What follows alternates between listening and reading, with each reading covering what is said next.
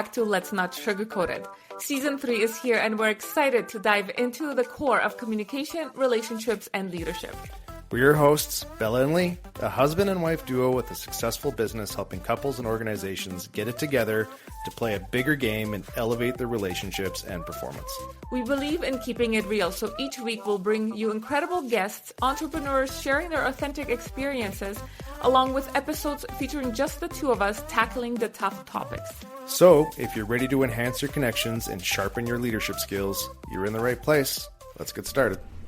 So today we wanted to touch on negotiations, right? And how anytime you want something in any type of relationship, whether it's a business relationship, whether it's a personal relationship, it always comes down to some form of negotiation. I feel like negotiation gets kind of perceived a lot of is like you're buying something, or you're trying to haggle, you're trying to sales, exactly, and that's not always the case. Even when stakes are high, when you're in a disagreement, really you fall into some form of negotiation. Because really you're negotiating, person wants to be heard, they want their opinions to be considered, their knowledge to be acknowledged, right? Yeah. And so... And you were listening to a book or reading a book. Yes. And we had some aha moments. Mind-blowing, actually, in the gym. We're listening to our stuff and you're signaling because you had a realization about the negotiations and our styles of communication. Yeah, and that there's a few different types of personalities that show up in negotiations, and I think two of them in particular really show up a lot of the times when you have somebody who's they're a bit of an aggressor, and then another person who is an analyst. Yes. Right? And very much so. Yeah. We'll let you decide who the aggressor and analyst is.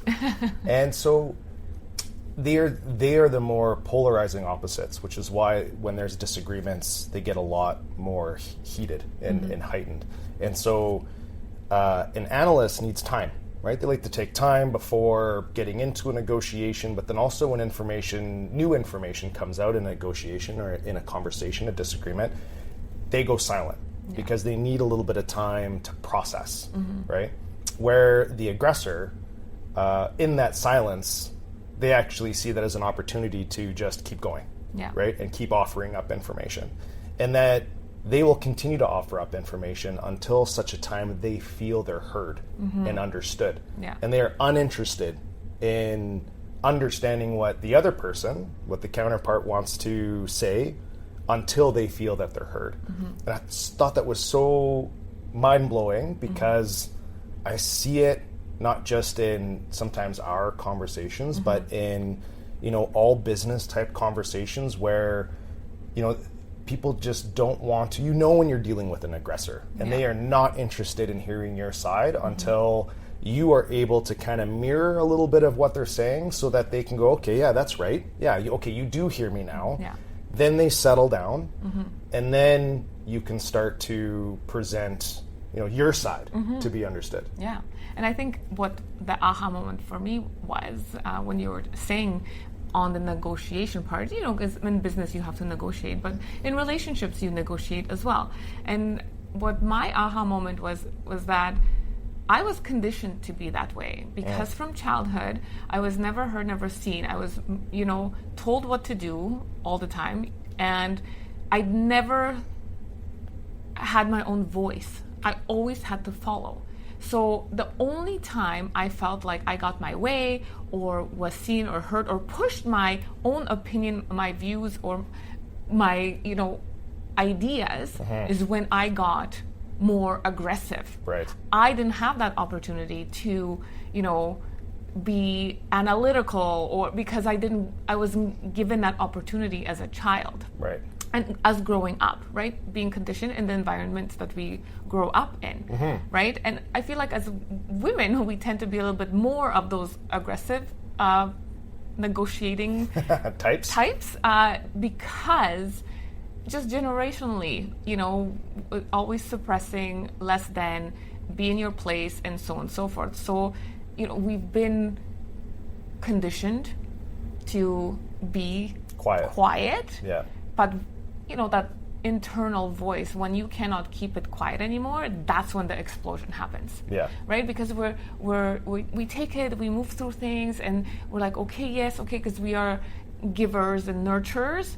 But once we've reached that point of I'm not heard, I'm not seen, I have a voice, that's when that aggression comes out. And it's not until I feel satisfied that you understand where I'm coming from, and it doesn't even have to do anything with you. Mm-hmm. It's all an internal That's right.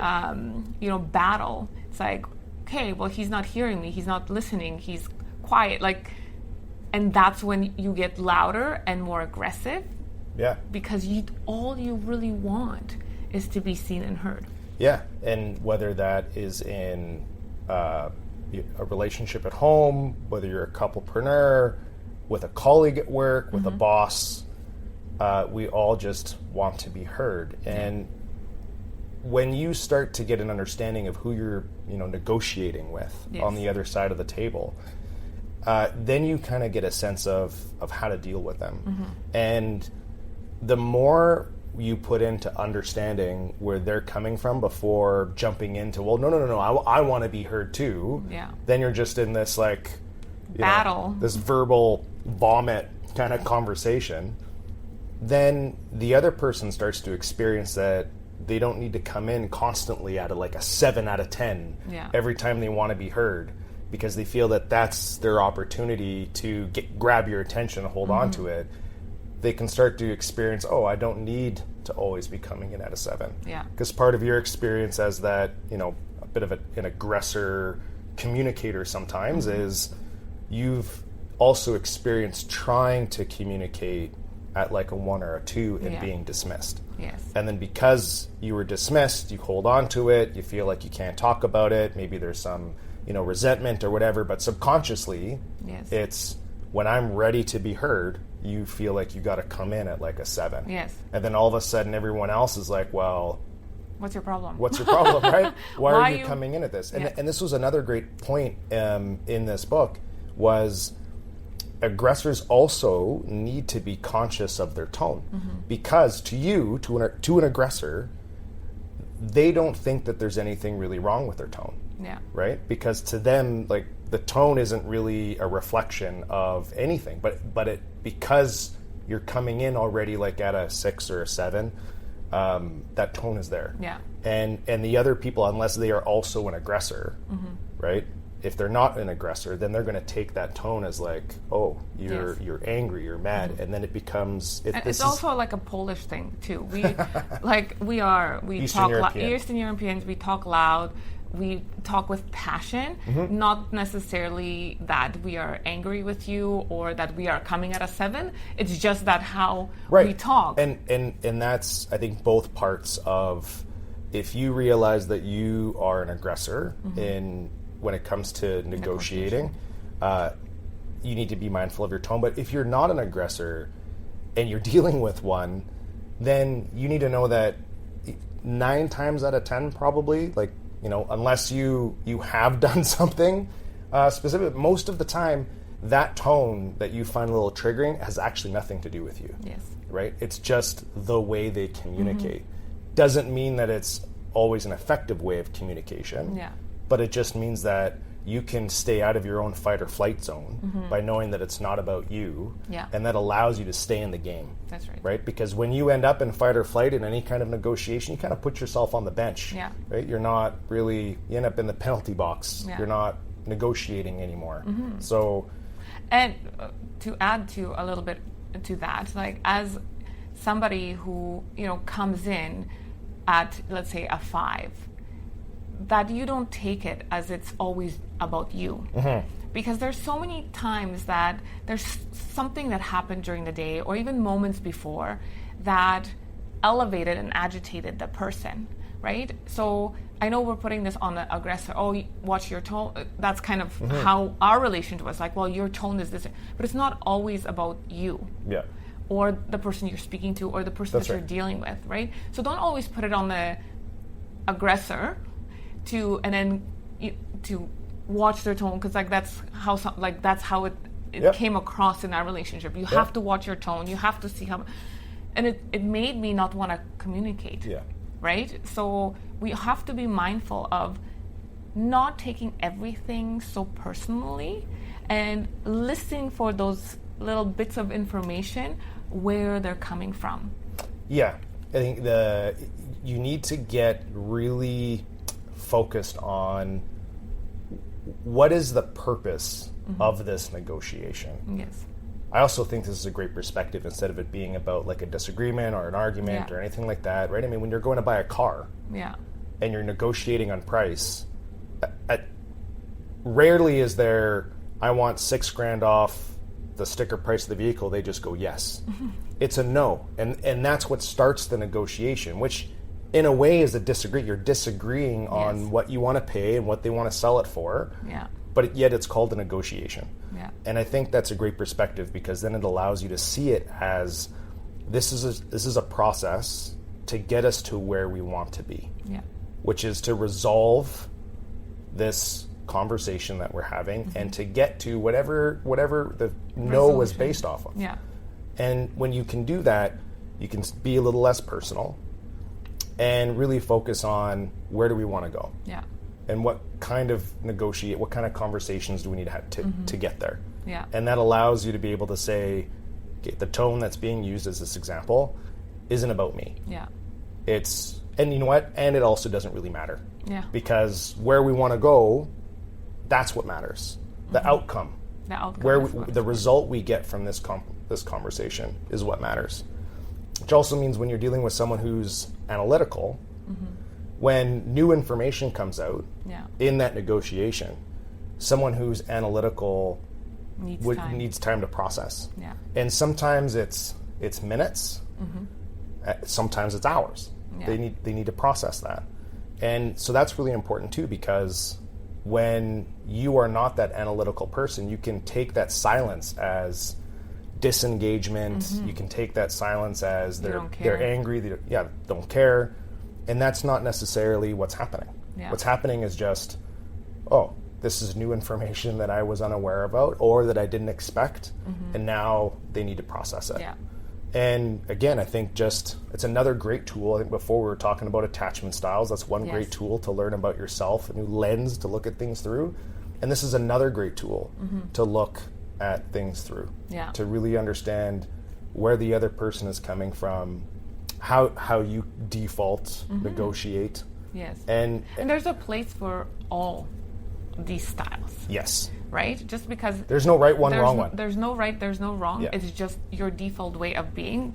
You work on it, you refine it, you caress it, and then with that understanding, you're able to move through the negotiations, whether in business or in relationships, much more quickly with the result that you want. Yeah. Right? And it is getting us closer towards win-win outcomes. Yes.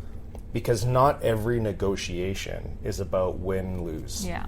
And when we can shift our mindset to the negotiation being a process of, even if we have a difference of opinion, we can get to a place where it's win-win, and not win-win where it's compromise. Yeah. I heard this, it was also in this book, where compromise is equivalent to, let's say we're going out somewhere and I want to wear black shoes, but you want me to wear brown shoes. Compromise all the time. Compromise would be me wearing one black and wearing one brown. Yeah. That's. I thought we said one white and brown. We said black. Anyway, one color, two color. Whether it's white and brown or black and brown or black and white, but I'd have two different color shoes on. Yeah. That's the equivalent of compromise. Yeah. And that's not a win-win situation for either of us. No. Right? And so, win-win is not about compromise. It is about first getting to a place where both people feel heard.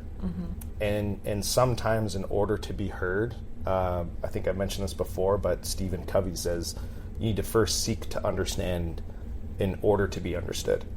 And a big part of that is understanding what type of negotiation style the other person is, because an analytical person may not be the one that's first to engage. Yeah. And so it's understand, okay, the person I am, my partner, whether business or at home, I may need to be the one to start this conversation because they're least likely. So if I sit back and wait for them to start this conversation, that's not win-win. Yeah. I'm setting them up to lose, and by default, me to lose as well. Yeah. And yeah, I just think that, again, just another great tool to use. So if you're interested in figuring out your attachment styles, your negotiation styles, relationship management, DM us, communication. We have amazing tools for you.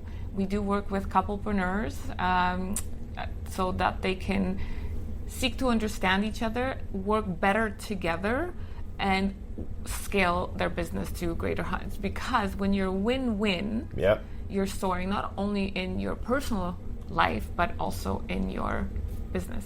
And what will limit and constrain any accomplishment that you want to get out of life, whether it's financial, relationship, marriage, whatever it is, communication is the foundation to all relationships. And relationships are the foundation to that accomplishment.